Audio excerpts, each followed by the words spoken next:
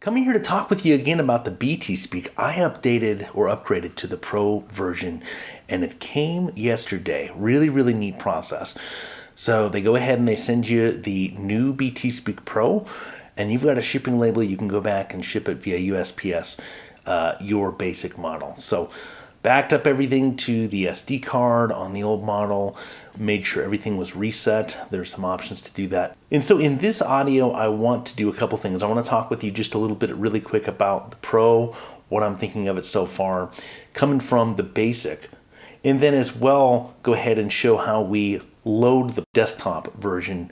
And it's a pretty cool experience. So what I will say is it's really neat coming from the upgrade process. So I started with the basic model of the BT Speak and really loved it. And then I got into the Pro at a later time, got into that desktop mode. And I can say that I really feel like it was a cool way for me to do it, because if I would have experienced everything all at once, it would have been like one of those, well, yeah, it's really cool and I got all this stuff, right? But you don't really realize how much you're gaining, at least I didn't, in the upgrade process and coming over to the Pro model from the basic.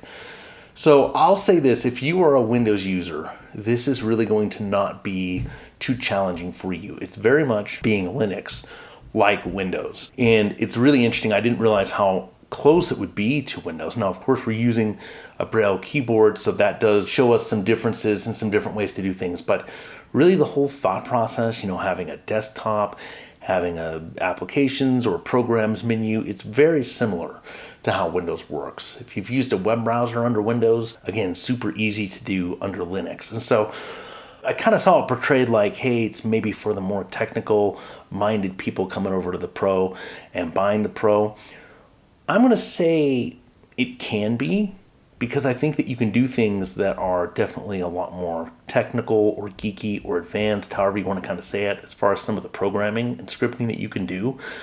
But just coming at it from kind of a layman's user's perspective here, even though I do some of those things, it's very much a seamless experience. And I really love that you can switch back and forth from the tablet mode to the desktop mode. So for example, we've got a bunch of things installed already, right? We don't even have to do anything. They're already out of the box. And I'll just use one example, like VLC Media Player. I can have music going in VLC and I can jump back over to the tablet mode and still do things and have that music going in the background. And I think that is really, really cool. Don't have to have multiple devices. Web browsing in Chrome, that's the web browser I have tried so far, is very similar to the desktop experience, and we'll kind of dive into that in another bite-sized chunk here. But I really feel like the process of coming from basic over to Pro has been a very, very good experience for me. And that's really cool, because I don't think that I realized it just reading things, reading about the process. You don't really realize it until you use it, or maybe you hear it and hear how easy it is. So let's go ahead and showcase this real quick. I'm going to go ahead and turn on the BT Speak.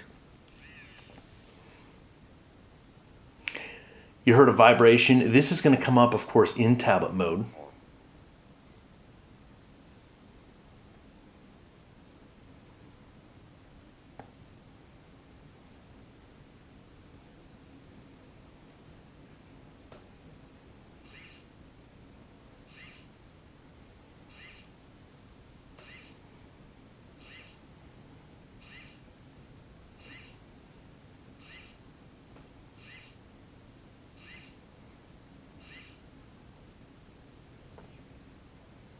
BT Speak ready.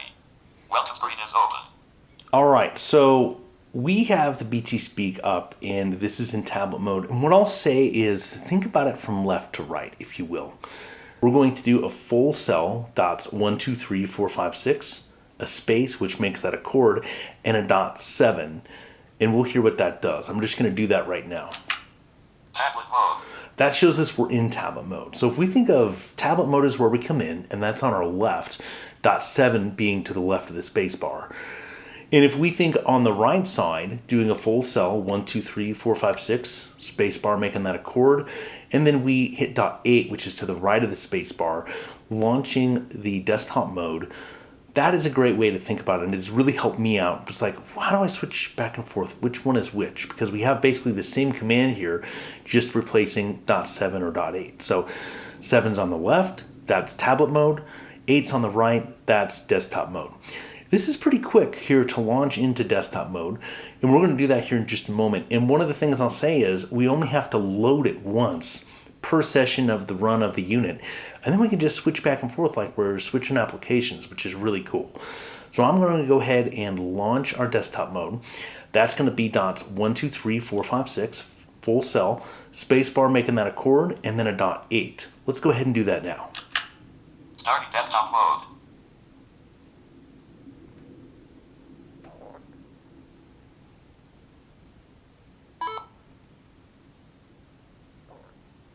Screen reader on.